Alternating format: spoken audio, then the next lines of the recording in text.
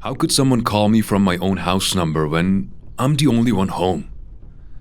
The house was silent, except for the ticking of the wall clock and the occasional howl of the wind seeping through the old window frames.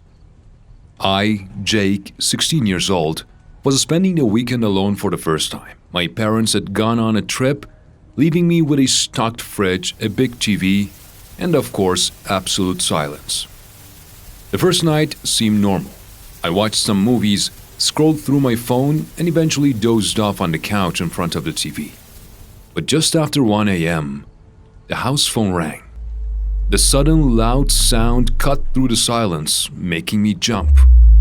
I rubbed my eyes, sat up, and walked toward the phone. The caller ID displayed a number.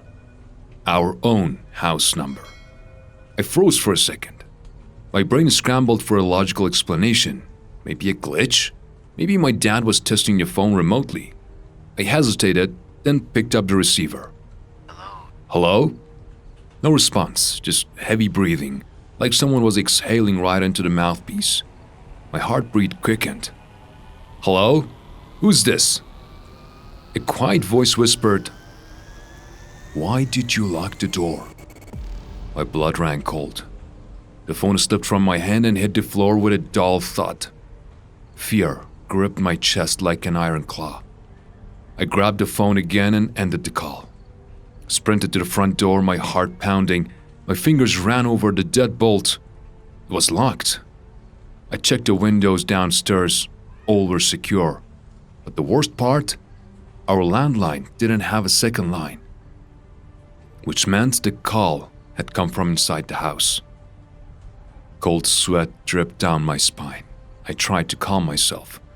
Maybe it was a phone line error. Maybe someone was outside and had somehow hacked into our phone.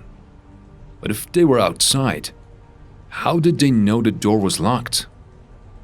With shaking hands, I grabbed a small kitchen knife and called the police. "Hello, what's your emergency?" I took a deep breath, trying to steady my voice. "I think someone's in my house. I just got a call from my own number." The dispatcher assured me that an officer was on the way. I backed toward my room, locking the door behind me. My heartbeat echoed in my ears. Then footsteps. Soft, deliberate steps on the wooden floor above me. My throat went dry. Every muscle in my body tensed. Someone was up there. I held my breath, listening. The footsteps moved slowly across the floor, toward my parents' bedroom. Then, the sound of something being dragged. A chair or something heavier. Couldn't wait. I climbed out my bedroom window, slid down the drain pipe, and sprinted into the street. Just as I reached the curb, 2 police cars screeched to a stop in front of my house.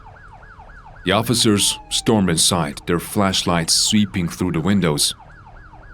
A few minutes later, one of them stepped outside and approached me. "There is no one inside." I exhaled sharply, relief flooding through me. But then the officer continued. "But we did find something." He led me upstairs to my parents' bedroom. On the floor lay a cordless phone. "This is the second line from this house, right?" I shook my head, confused. We never had a second phone. At least, I didn't think we did. But worse than that, next to the phone, the small window facing the backyard was open. Someone had been inside. Someone had made that call. But where had they gone? The officers searched the house thoroughly. No one was found. No signs of forced entry. No footprints in the yard. But I knew what I had heard. I knew the footsteps were real, and that window had definitely been shut before. The police assumed that someone had broken in, realized I was aware, and escaped. But if that were true, why hadn't anyone seen them leave? That night, I stayed at my neighbor's house. When my parents returned, I told them everything.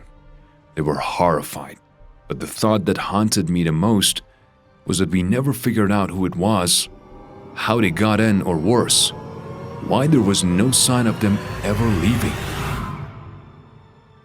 I'd really appreciate it if you could like the video before I continue the story. Let's get back to the story. I still can't forget that cursed night. I feel like someone is still watching me from the shadows. I had always wanted to experience a night alone. The idea of having a big, quiet house all to myself without any interruptions sounded exciting. But tonight, as my parents left for a business trip and I was left alone until morning, that excitement turned into an unsettling feeling. The silence in the house was heavier than I had anticipated. I was watching TV, the living room lights were on, and the cool air flowed through the closed windows. I tried to focus on the movie playing on the screen, but my mind kept turning into the sounds of the environment. The ticking of the wall clock, the soft whisper of the wind outside, the occasional hum of the refrigerator turning on and off. Everything was normal, too normal, and that made me uneasy. After a while, a strange chill ran over my skin. It felt like when someone opens a door, letting in a sudden gust of cold air. My eyes drifted toward the large window in the corner of the living room, but the window was half open. I froze. I was sure I had closed it before sitting down. Had I forgotten to lock it? Had the wind pushed it open? Whatever the reason, I stood up, took careful steps toward it, and shut it firmly. My hands trembled slightly, but I tried to shake off the unease. As I turned back, I heard a faint sound from outside, like something rustling through the leaves in the backyard. I stopped, straining my ears. Silence. Maybe I was imagining things. I sat back on the couch, gripping the remote, but my mind was no longer on the movie. Every now and then, my eyes darted toward the window, and gnawing feeling settled in my stomach. Then, just as I started to relax again, another sound echoed through the night. This time, clearer. Tap, tap. Like footsteps pressing lightly into soft soil. Was someone in the backyard? My heart pounded.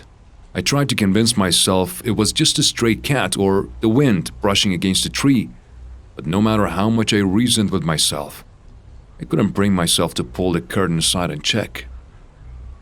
A moment later, another sound came from upstairs. Something had fallen in my room. My breath caught in my throat. My brain scrambled for irrational explanation. Maybe something had toppled off my desk. Maybe a window had rattled in the wind.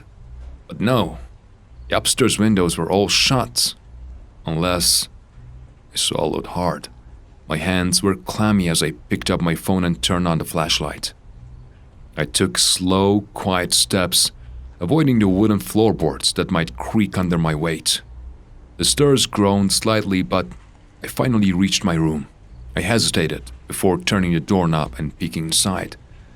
Everything was in its place, but the closet door was slightly ajar, as if someone had just moved it. My hands turned ice cold. I had no idea what to do. I was too afraid to step forward and open the door completely. But before I could even decide, a faint noise came from inside the closet. A breath. I stumbled backward. I didn't wait. I bolted out of the house, my hands shaking as I dialed the police. My voice trembled as I gave them my address. It only took a few minutes for 2 patrol cars to arrive. When the officers searched the house, they found nothing. The windows were locked, the doors were secure, no signs of forced entry. But when one of them stepped out the back door, he hesitated. His flashlight beam landed on a set of fresh footprints on the damp grass. Footprints leading away from the house. The next morning, my neighbor, Mr. Walter, came over. He looked at me with concern and said, "Last night, around midnight, I saw a strange man walking out of your backyard. He moved quietly, like he didn't want to be noticed." A chill ran through my veins. The man he saw had left no trace inside the house, but I knew the truth. Someone had been there, someone only I had sensed. That night, I didn't stay at home. I spent the night at a friend's house, but what haunted me was what I found the next day when I returned. The living room window was half open again, just like the night before, even though I was sure I had locked it before leaving. From that night on, whenever I was alone in the house, I felt eyes watching me. The police had found nothing. I knew the truth. That man was still out there. Maybe he still is. If you want to hear more scary stories, make sure to subscribe so we can reach 1,000 subs soon and bring you more.